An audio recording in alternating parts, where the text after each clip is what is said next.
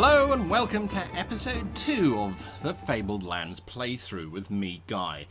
Well, I have looked at the enormous response that we've had from last week's video, and I have to say that, well, I can only say thank you. The support is amazing.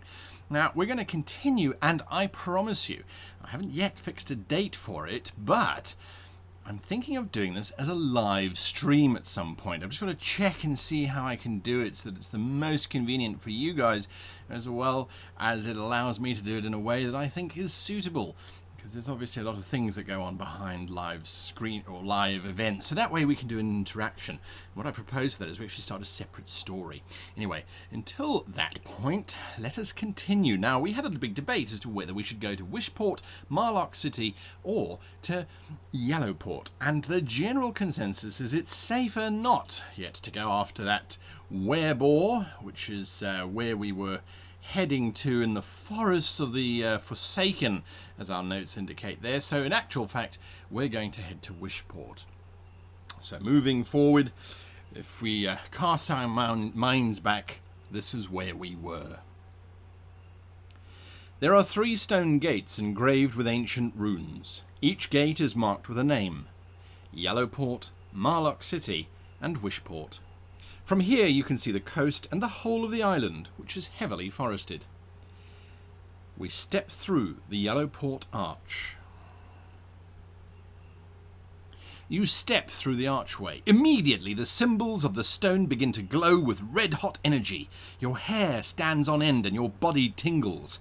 A crackling nimbus of blue-white force engulfs you. The sky darkens and thunder and lightning crash and leap across the heavens.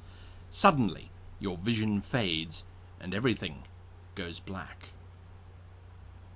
When your sight returns, you find yourself at the gates of a large city, set on an ochre-coloured river. A vile stink of brimstone permeates the air. You wrinkle your face up in disgust and gag involuntarily. "Welcome to Wishport," says a passing merchant. Except the merchant didn't say that, he said, "Welcome to Yellowport," said the passing merchant. Right, so if you have the code word assassin, turn to this. We don't have assassin, and we have to put a tick box in number 10.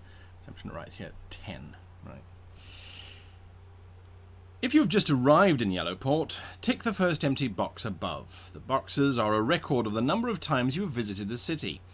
If this is your 4th visit, turn to a different page. If you have visited the city fewer than or more than 4 times, read on. It's part of the mechanic of the book. You'll see how it works later. Yellowport is the 2nd largest city in Sakara. It is mainly a trading town and is known for its exotic goods from distant Ancon Konu. The stinking river brings rich deposits of sulfur from the lake of the Sea Dragon down to the town, where it is extracted and stored in the large waterfront warehouses run by the Merchants Guild. From here, the mineral is exported all over Harkuna. Unfortunately, all that sulfur has its drawbacks. The stink is abominable. All that sulfur is abominable, and much of the city has a yellowish hue. The river is so full of sulfur that it is virtually useless as a source of food or drinking water. However, the demand for sulfur, especially from the sorceress guilds, is great. Politically, much has changed in the past few years. The old and corrupt king of Sakara, Corin VII, has been deposed and executed in a military coup. General Grieve Marlock and the army now control Sakara. The old council of Yellowport has been indefinitely dissolved, and a provost marshal, Marlowe's Marlock, the general's brother, appointed as a military governor of the town. You can buy a townhouse in Yellowport for 200 shards. Owning a house gives you a place to rest and to store equipment. If you buy one, tick the box by the townhouse option and cross off 200 shards from your adventure sheet. To leave Yellowport by sea, buy or sell ships and cargo, go to the Harbour Master. If you have the code word artifact and the Book of the 7 Sages, you can turn to page 40, which we don't have. We also don't have 200 shards, so, right. So we can seek an audience with the Provost Marshal. I'm not entirely sure about that. We can visit the market. Well, not much to buy or sell. Visit the harbour master, but we don't want to leave just yet. We've just got here. We could go to the Merchants Guild. Now, they seem particularly powerful, so that could be an option. We could explore the city by day. Well, that's always fun. We could explore it by night. Could do that. Could do that. We could visit the Gold Dust Tavern. Visit the Temple of Marka. Visit the Temple of Elnir. Visit the Temple of Elvir and Velmir. Visit the Temple of Tyrnai. Travel northeast to Venefax. That's that little city on the coast. We could head northwest to Trefoil, which is more inland. We could follow the stinking river north, or we could strike out northwest across country towards the forest of, I think that's Larvin over there. I'd have to check my notes. I think let's start off by visiting the Merchants Guild. Perhaps there's something there that we can have a look at. The Merchants Guild of Yellowport is a large building of granite, plushly decorated inside to show off its wealth. Here you can bank your money for safekeeping or invest it in guild enterprises in the hope of making a profit. You hear that the guildmaster is looking for adventures. I think we should visit the guildmaster. Make investment with 16 shards? I don't think so. Check on investments? Yeah, don't have any. Deposit or withdraw money? Don't really have much to put in there, and there's certainly nothing to take out. So I think we're going to visit the guildmaster, 122. If you have the code word acid, turn to that page, and if not, turn to that page. Otherwise, read on. Guildmaster Vernon of Yellowport is surprisingly eager to see you. He is a hugely fat and bejeweled merchant, and he tells you that a group of ratmen have made a base in the sewers beneath the city. Aha! They come out at night to raid the warehouses and homes of the merchants of Yellowport. "We need an adventurer like yourself to destroy their king," explains the guildmaster. "Without him, the ratmen wouldn't be able to organize a feast in a larder. We will pay you 450 shards if you succeed." Vernon tells you that the sewers can be entered via an old disused well in the Poor Quarter. Whenever you're ready to enter the sewers and you are in Yellowport, turn to page 460. Note this option on your adventure sheet. You can now return to the city centre or go down to the sewers straight away. Well, there's a quest at hand. We must defeat these ratmen, I believe. I'm not particularly bad with my sword. I can do it. It's just some ratmen, isn't it? I don't think there's too much of a problem. We are adventurers, after all. You climb down an old, disused well into the Poor Quarter of Yellowport. If you have the code word acid or a copper amulet, turn to that, otherwise read on. It is dank, dark, and smelly down below. If you do not have a light source, such as a lantern or a torch, you will have to return to the city. If you are a mage, you can use sorcery to create light. We don't have a light source, do we? No, we don't. All right, back to Yellowport quickly. Let's go down to the markets. Where are the markets? Visit the markets, page 30, right.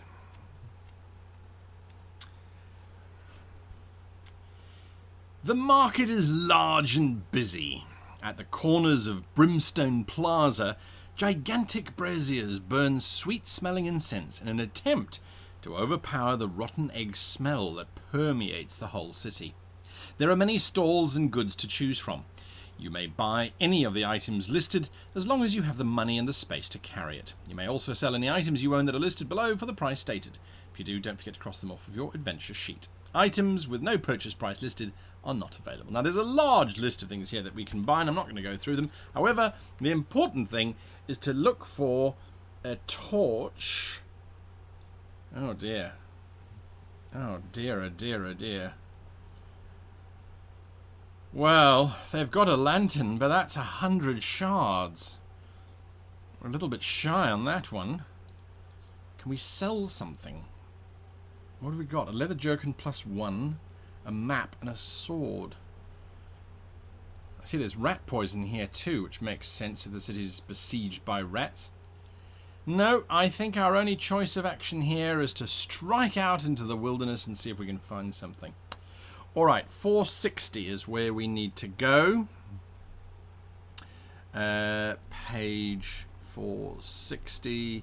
Ratmen. Sewers. Need torch / light. Right, so that's what we're going to have to do. We don't have a choice. We don't have enough cash. Okay, all right, fine. What if we explore the city during the day? If we explore the city, maybe we'll find 90 odd shards just lying around. So let's go and do that.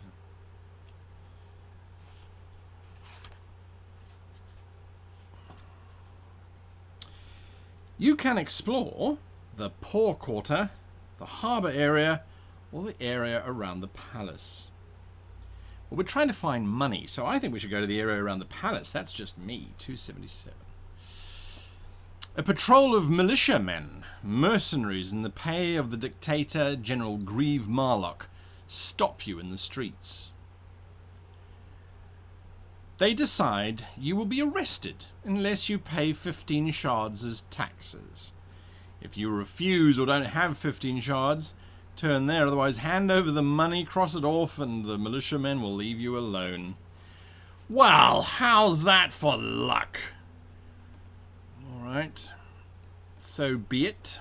We have to reduce our cash here. Down to 1, look at that.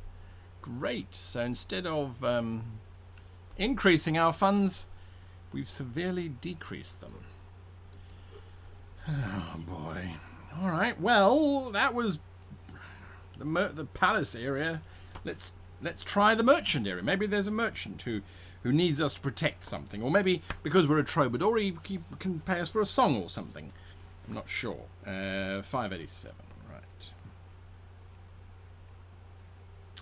We will never give up. There's got to be a way. While taking a stroll through the busy merchant area, you overhear a conversation between two merchants and learn the most profitable trading routes between Saqqara and Golnir. Record the code word almanac. Alright. I won't say no to almanac. I like code words.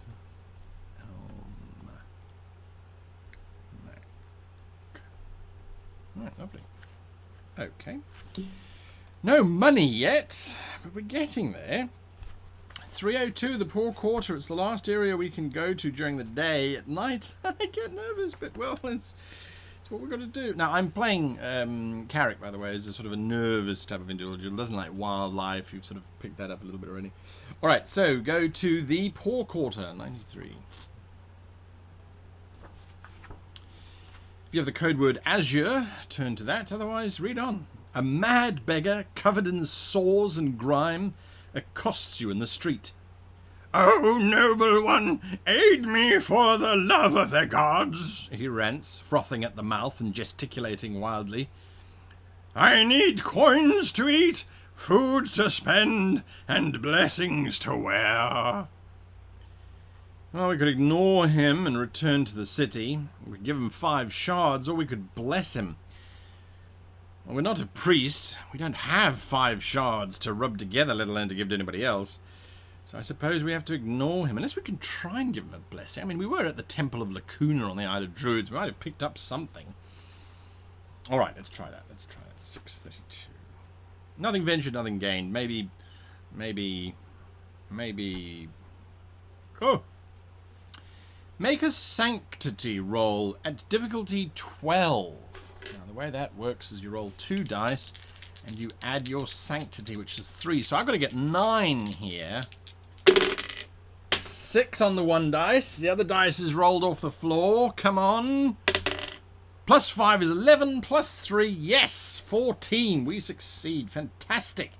392. You pass your hands over the mad beggar, mumbling a prayer to the gods. The beggar cries out, A cloud has been lifted from my mind. The curse is dispelled. I remember all. His name, he tells you, is Aphrodite, the azure princess of the horde of the thundering skies, nomads of the steppes. I was cursed with madness by Shazir of the ruby citadel, but now you have cured me, he says. I am forever in your debt. He leaves with a parting cry. Seek me on the steppes, and I shall reward you. Again, the code word azure. Right, so we cheated insofar as we pretended to be a priest, but the blessing worked. He's clearly fine. I'll sleep easy tonight. If cold and hungry and without any food.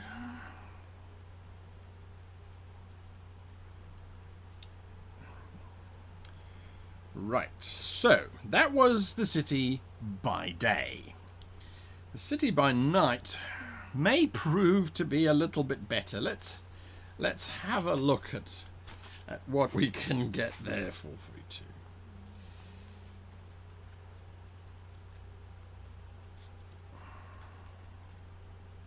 You set out to explore the city of Yellowport at night, unwholesome though it is with its reeking air and dusty ochre streets. Head for the rough part of town, go to the wealthy area, or explore the merchants' storehouses. Well, we got into trouble going to the wealthy area before, but I'm a troubadour. They often have parties and things. I think I belong there, actually. Yes. Why not? Why not? Why not indeed? A pale woman clad in black leather brushes past you in the street, casting you an enigmatic look. Make a thievery roll at difficulty 10. Thievery... There's 4, so we're going to get a 6 on these 2 dice. 7. Just made it. Right, 635. 635. If the box above is empty, put a tick in it now and turn to page 80. If it is already ticked, turn to page 470. All right, so we need to put a tick in our boxes here. All right, so page 10 has got a box, and page 635 has now got a box, and turn to page 80.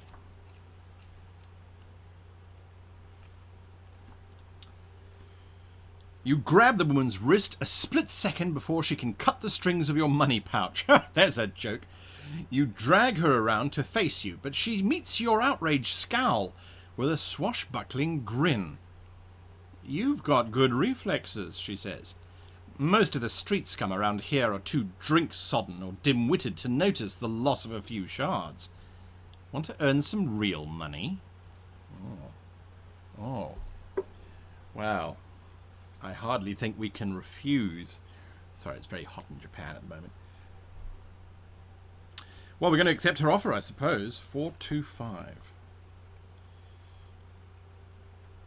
I accept. The woman tells you her name is Loria. She leads you stealthily through winding cobblestone streets to a townhouse standing at the back of a small tree-lined square.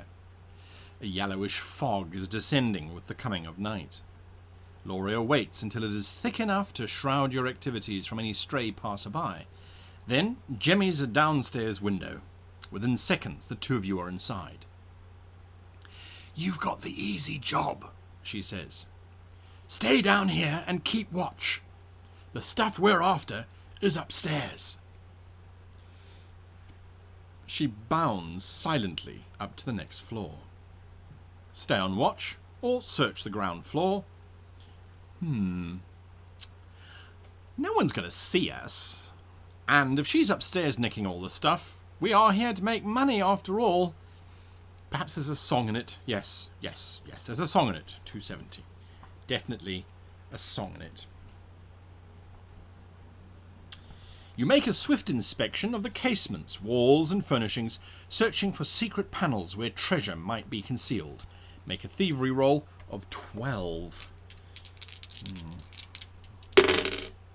8 plus 4 is 12 on the button. Now, I have no need to fudge these numbers. I'm just going as they take it, so don't blame me. Successful thievery roll, 59.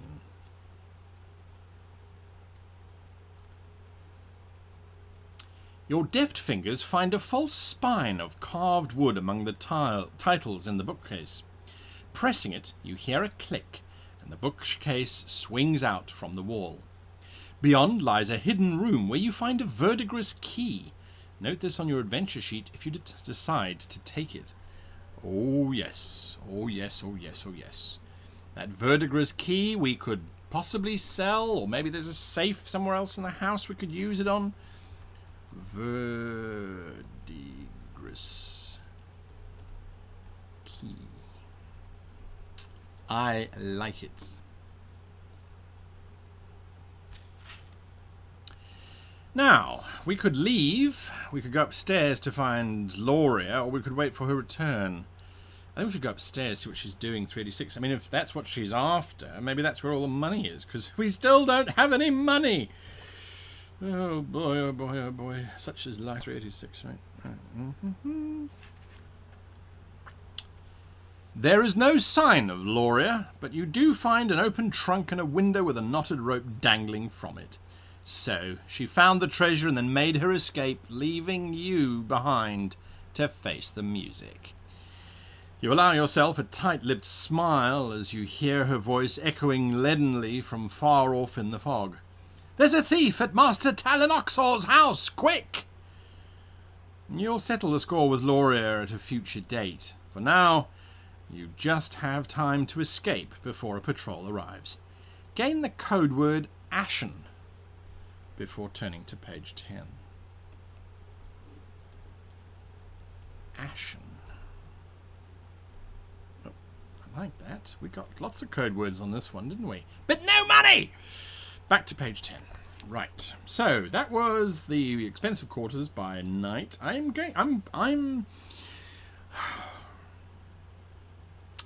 nervous about being down here at night, but it's safer in the city than anywhere else. That's what they say, 442.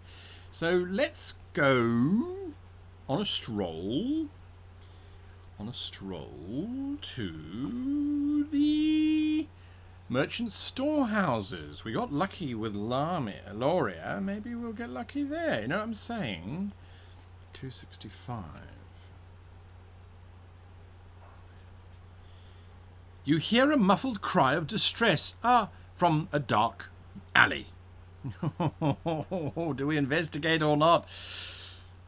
Well, it was a cry of distress. All right, 361. We'll investigate, why not? 361. If there is a tick in the checkbox, turn to this. If not, put one there now and carry on reading. Right. So this is 361.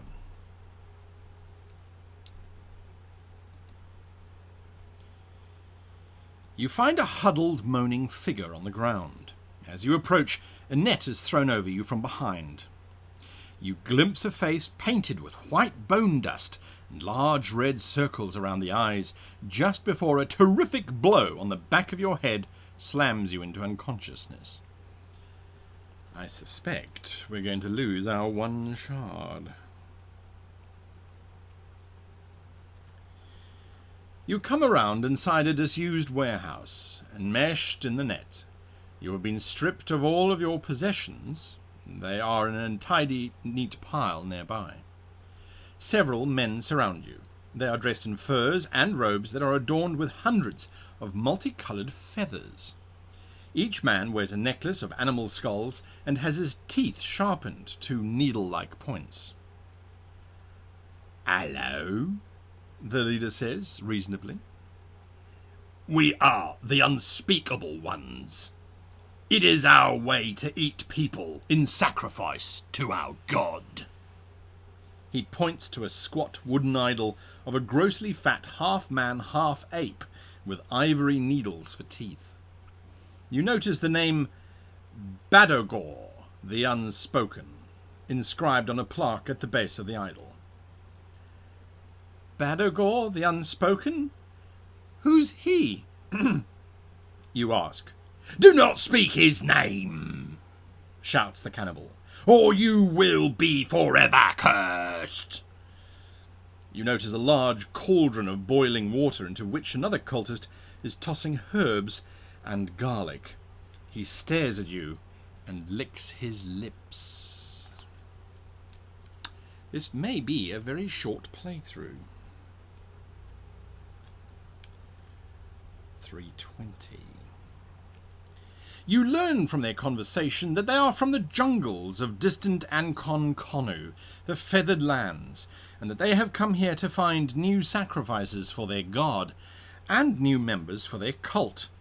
The chief pronounces the cauldron is ready, and they remove the net that holds you. We could fight, we could shout Bagador repeatedly, or we could join their cult. Fighting is not such a good idea. Bagador just seems to make them angry. I'm going to join their cult, or at least I'm going to try anyway. Anything to get out of this mess. Maybe I can steal a statue and sell it later. Wait, you cry. I have seen the light. I wish to join your cult. What? Yells the chief. Then his shoulders sag in resignation.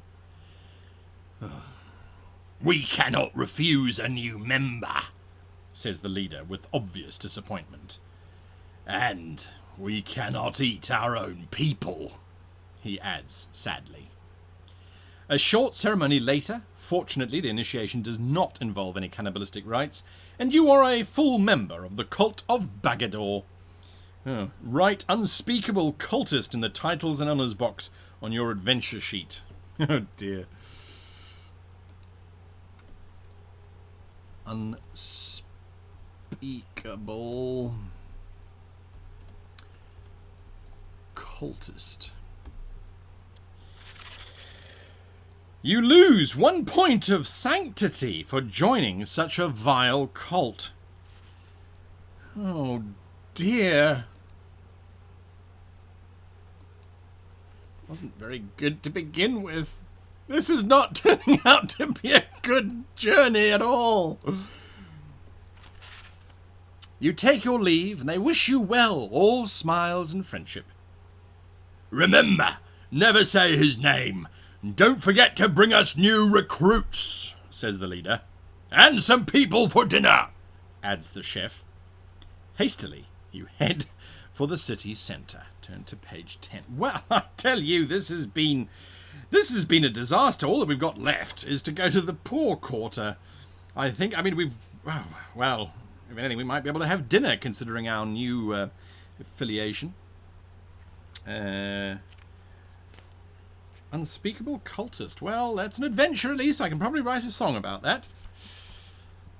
While making your way through the back streets of the poor quarter, you are set upon by a knife-wielding thug who is intent on relieving you of your purse. Now, listen here, it's really not worth it. Honestly, really, it's not worth it. Your knife is worth more than this bag of money. If you don't want to fight him, you can try a charisma roll at a difficulty of 8 to talk your way out of this unpleasant situation. If you succeed, the thug leaves, confused by your rhetoric. Otherwise, you might have to fight him. If you defeat him, you find some money and some more stuff on his body, which I'm not going to go into, unless we fight him. And I think it's time for combat. Why not?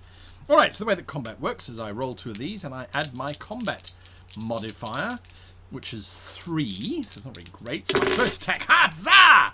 11 plus 3 is 14. I like these dice, but I might change them for the next one. So 14, his defense is 7. So he takes 7 points of damage, so judo chop, and down he goes, and he is defeated. So we find 15 shards, which, look at that, puts us back on 16. Don't know how that worked.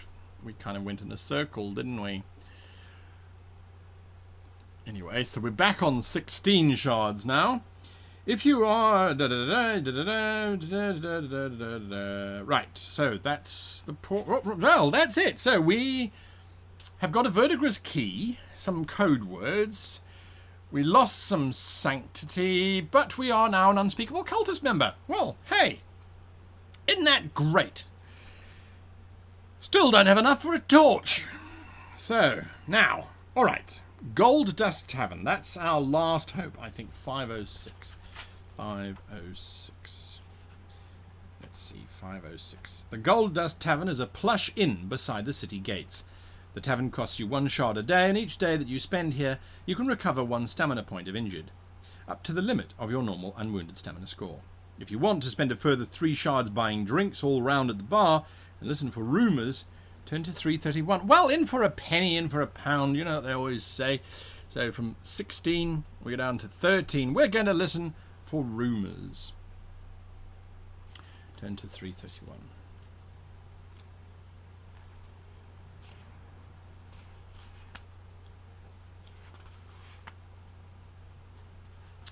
Oh, if there's a tick box, do so, tick the box and then turn somewhere else. If not, go there. Alright, so tick box in 331. 331. Right. Okay, fantastic. If there's a tick box, do that and then turn there. 627. 627. Alright. Ah, well now, this is just what we're looking for. A bard in the tavern recites an epic tale of ancient legend. He speaks of Ixnok, the priest king, the ruler of a mighty nation in the distant steppes far to the north.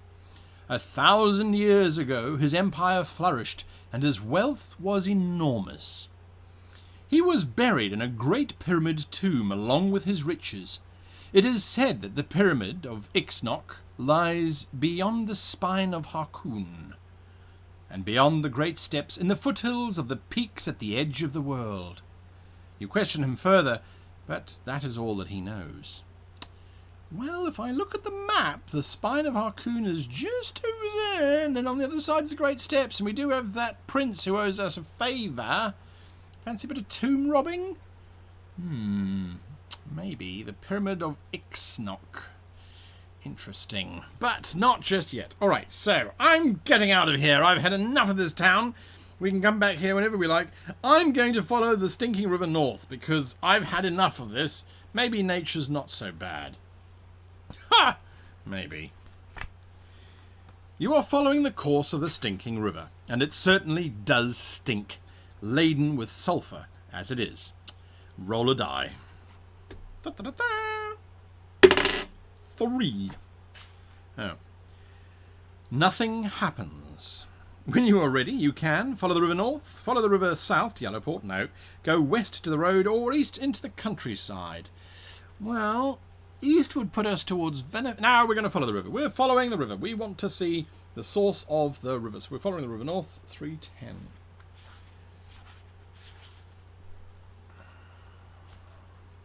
If there is a tick in the box, if there is a tick in the box, if not, do that and then turn on. So 310. Well, we are collecting these things, aren't we? 310. Right. Don't worry about it. I'll sort it out later. The stinking river has cut its way through the high ground here. On the edge of the chasm that overlooks the river lies the village of High Theorists. The locals are behaving very oddly. You watch the villagers lay out a fine feast on the village green. A pig is set roasting on a spit, loaves of freshly baked bread are piled beside bowls overflowing with fruit, butter and cheese. Then the innkeeper comes with huge bottles of wine and beer. Lastly, the richest merchants of the village bring coffers full of silver, which they set beside the table. To your amazement, instead of sitting down to dine, the villagers then scurry home and start closing the shutters on their windows. Do you think they'd mind if I borrowed some of that silver? Probably watching it, or it's probably trapped or cursed or something. What goes on here, you ask? Why do you behave so oddly? The villagers seem quite frightened of you, but one old fellow has enough nerve to reply.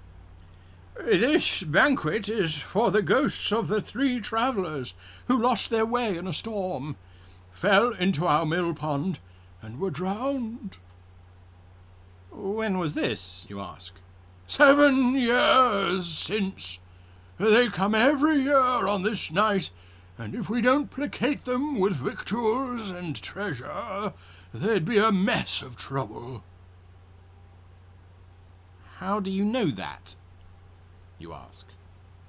Old Megan told us, he says. She knows about such things. Yeah, I bet she does. Old Megan, eh? Stay out at night and watch for ghosts. Head north and leave this entire area. We are looking for these ghosts, thank you very much. I'm a unspeakable cultist. Nothing frightens me much. From the cover of a hedge, you wait until dusk. By now, all the villagers are safely indoors with their shutters tightly barred. As the sky is turning from velvet indigo to the starlit blackness of night, you see 3 pale figures come loping across the green from the direction of the mill pond. They must be the ghosts.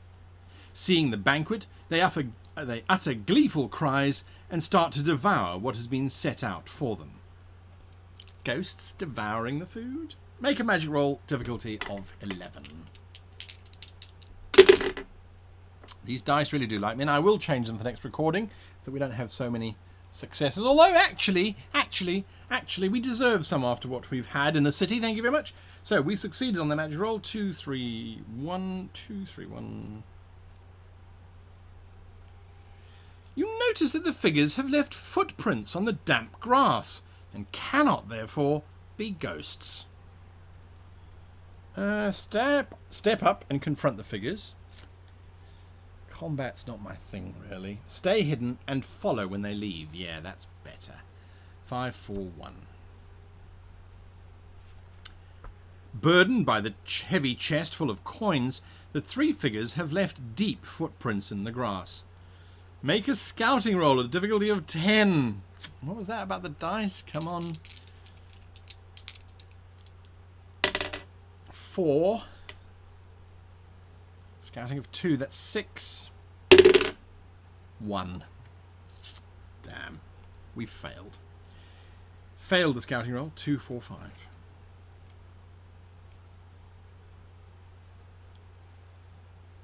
The footprints cross a stream, and there you lose them. After an hour's fruitless searching by moonlight, you are forced to give up and go back to the village. There you are admonished for being reckless. What if the ghosts had taken you with them back to their graves? Says one man grimly. The next day you resume your journey. Follow the river north. 576. Convinced they weren't ghosts. You are up the stinking river, near its source, the lake of the sea dragon. From here the yellow waters rush down to the sea. The smell of the bubbling sulphur-laden water is abominable. We can go to the lake of the sea dragon, follow the river north, go west to the countryside, or enter east into the countryside. Now, we have committed to the sea dragon.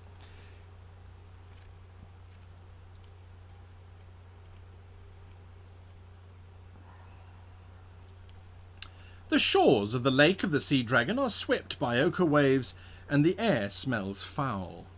A sickly, pale green seaweed is the only vegetation that can survive in the sulphurous waters of the lake. A small fishing village, Cadmium, has grown up on the shores of the lake. You can talk to a fisherman, visit the local market, hire a boat and go fishing. Go north to the cold, bleak mountains. Yeah, could do that. Northeast to the farmlands, southeast into open countryside, or back down towards the stinking river. Now, I think, let's talk to the local fishermen first. Let's see what they have to say. 382.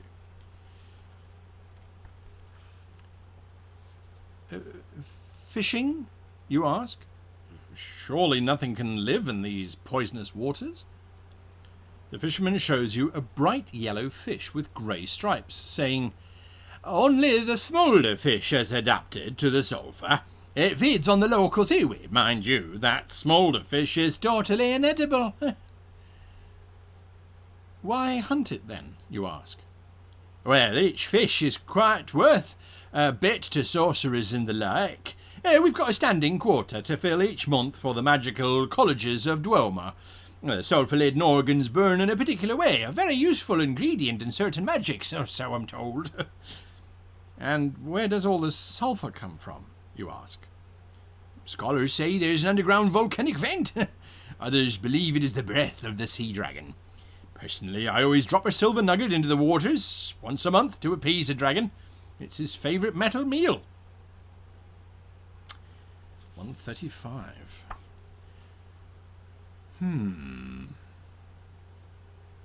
Let's go fishing. 203. Can't get any worse. You can hire a fishing boat for 15 shards a day. It comes with a fishing net. Well, we don't have 15 shards. That's a pity. We need money. That's what we need. We need money. How can we get money? Let's go to the market. Let's see if we can sell that key. 292. Smolder fish. Or we can sell them for 55 shards if we catch them. We'd have to catch them first, wouldn't we? Alright, fine. Well, there's nothing for it. Either we go to the cold bleak mountains, or we go into the farmlands. Or we go into the open countryside. That's a good question. Well, scouting is not my thing, so the mountains don't sound very appealing to me. Let's go to the farmlands, I think. 548.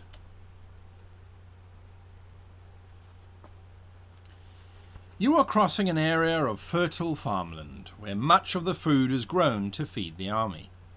Little farmsteads dot the landscape, and the ploughed fields have the appearance of a patchwork quilt. Roll a d6.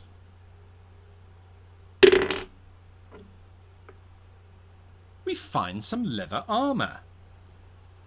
Well, I won't say no to that, because that we can sell. Right. Leather armour. Plus. Oh, no. Plus. Plus. Plus 1. Nice. Well, from here we can go east to Fort Erstgard. Fort Erstgard. Okay, I don't see it. Oh, there it is. Fort Erstgard. Oh, that's on the Nerech Peninsula. Go north, south to Blessed Springs. Maybe. Or to the Coldbig Mountains, or to the Sea Dragon. No, let's go to the Blessed Springs, I think. That sounds quite nice. Maybe we can get some money there. Don't know. The village of Blessed Springs, nestling at the foot of a tall hill, has grown up around the holy waters. A special spring said to have healing powers. It has been fenced off by the villagers, and a priesthood appointed to supervise the supplicants who come to bathe or drink of the spring's waters. There is no market, but an alchemist has set up a shop here. Well, let us go to the alchemist shop. 342.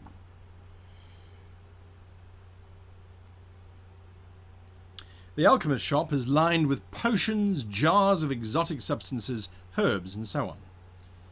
Alembics and beakers bubble and boil, full of strangely coloured liquids. The alchemist, a tall, gangly fellow with a beak of a nose, sells potions. You can buy as many as you can afford. Each one costs 50 shards. Right, well. The alchemist can make you a special potion for 250 shards, but he needs an ink sac. If you pay the money and have an ink sac, he will make you a potion of restoration. It can be used only once to heal all lost stamina points, cure poison and disease. Well, that is not bad.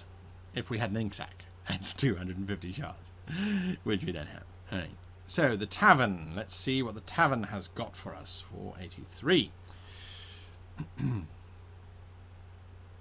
The tavern costs you a shard a day. Each day you spend here, you can recover 1 stamina point of injured and up to the limit of your normal unwounded stamina score. If you want to spend 3 shards buying drinks all round at the bar and listen for rumours. What are we going to do? We've got no choice.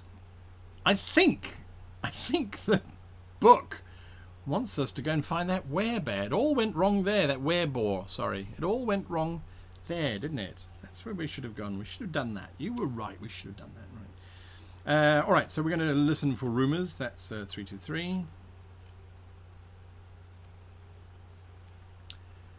A few locals are discussing recent events. It seems some hideous beast has made its lair in a cave on the hill that overlooks the village. It's a gorlok, says a farmer, and it's amassed quite a bit of treasure by all accounts, lifted from its victims. Oh, a brave adventurer like yourself could get rich if you killed it, and you'd be doing us a favour as well. You ask what a gorlok is, or looks like, but no one knows. Nobody's come back to tell the tale, says the innkeeper. It's our last bet. We've down to 10 shards. Well, there's no shop to sell our leather armour. Well, let's just explore the hill. 398. Maybe Bagador will look out after us. I don't know. 398. 398. Who knows? Who knows? Who knows? Right. If there is a tick in the box, turn there. If not, tick it and move on. 398.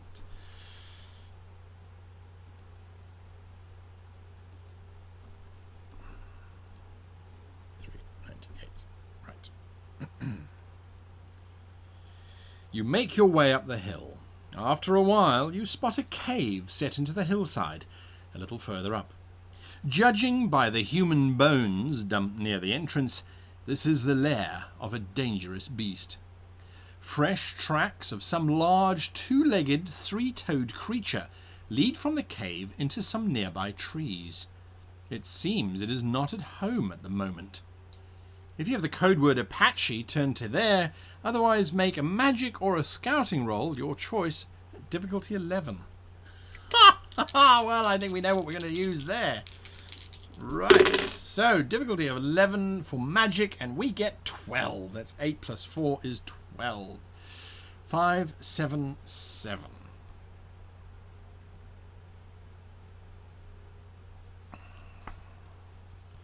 You recognize the tracks as those of the legendary gorlok.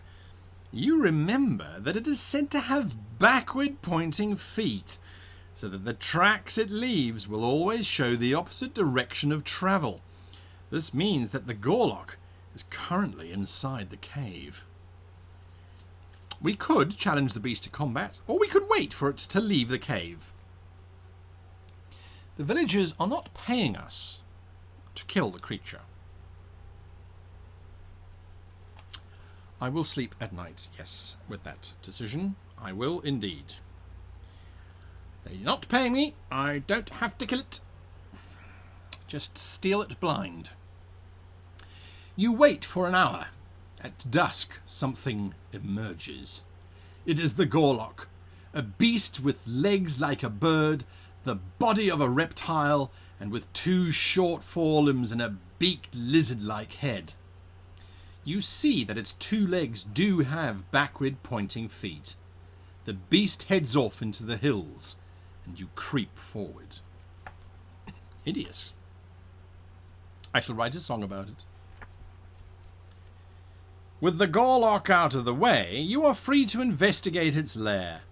Inside the cave you find 500 shards, a mace and a silver nugget. Thank you, Bagador. Bagador came through for us, didn't he? Yes, he did. So, he gives us... Finally, we are now on our way to riches and glory. Yes, we are silver nugget. Right, and 500 shards. Oh, happy day. Happy, happy day. And like I said, the villagers did not pay us to get rid of the gorlok. We didn't have to fight it. It's not our problem. Not our problem. I'm going to repeat that until I believe it. Back to 510. Right, now we've got money. Ha ha! Thank you for playing. Well, now the world's our oyster. It really is. I wonder what we should do. I really do. Well, I certainly think now is a good time to head back to Yellowport and to go and solve that ratmen problem. I think that's certainly a good idea. Otherwise, we could go to Fort Brillion, which is on that defensive line at the Norwich Peninsula. We could go to the farmlands. We could go to Venefax. We could go to the Cold Mountains. We could go up north to the steppes. It's your choice. We're going to end it off there today. 510. Now, we are working on doing a live stream, as I have said before. We are also working on making a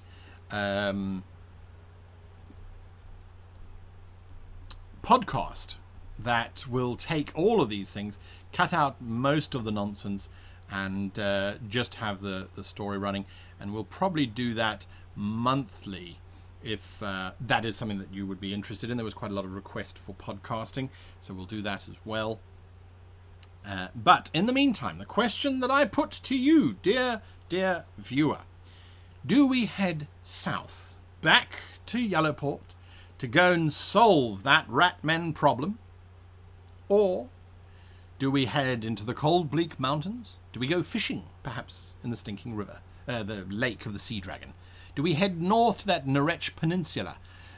Where do we go? What do we do next? The call is yours. Leave your comment below, and we will decide where we're going to head the next time we return to the Fabled Lands. Thank you for your support. Thank you for watching.